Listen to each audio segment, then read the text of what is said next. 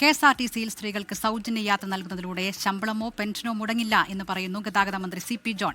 വിഷയത്തിൽ KSRTC MDയും ഗതാഗത സെക്രട്ടറിയുമായി മന്ത്രി ചർച്ച നടത്തി. എന്നാൽ പദ്ധതിയിലൂടെ വരുന്ന സാമ്പത്തിക ബാധ്യത എങ്ങനെ മറികടക്കും എന്നതിൽ ഇപ്പോഴും ആശയക്കുഴപ്പം തുടരുകയാണ്.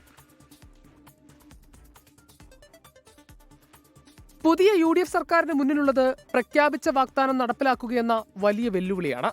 ചുരുങ്ങിയ ദിവസം കൊണ്ട് ഫിനാൻഷ്യൽ റോഡ് മാപ്പ് തയ്യാറാക്കാനും പുതിയ സ്കീം തയ്യാറാക്കാനുമാണ് സർക്കാർ ഒരുങ്ങുന്നത്. കൂടുന്ന പെട്രോൾ വിലയും ആശങ്കയുണ്ടാക്കുന്നു.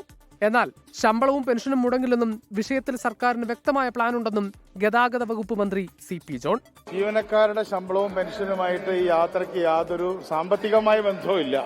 അത് ഗവൺമെന്റിന്റെ പ്രോഗ്രാം KSRTC കൂടെ നടപ്പാക്കുന്നത്. ആശങ്ക വേണ്ട, 1-ാം തീയതി ശമ്പളം കിട്ടും. സംസ്ഥാനത്ത് കൂടുതലും KSRTC സർവീസുകൾ നടത്തുന്നത് തെക്കൻ കേരളത്തിലാണ്. വടക്കൻ കേരളത്തിലേക്ക് KSRTC സർവീസുകളുടെ എണ്ണത്തിൽ കുറവുണ്ട്. ഏറ്റവും കുറവ് UDFന്റെ വോട്ട് ബാങ്കായ മലപ്പുറം ജില്ലയിൽ. ഏതൊക്കെ ബസ്സുകളിലാണ് സ്ത്രീകൾക്ക് സൗജന്യ യാത്ര എന്നതും സർക്കാർ വ്യക്തമാക്കിയിട്ടില്ല. പദ്ധതി നടപ്പാക്കിയാൽ 112 കോടി രൂപയാണ് ടിക്കറ്റിലൂടെ മാത്രം KSRTCക്ക് നഷ്ടം വരുന്നത്. 24 തിരുവനന്തപുരം.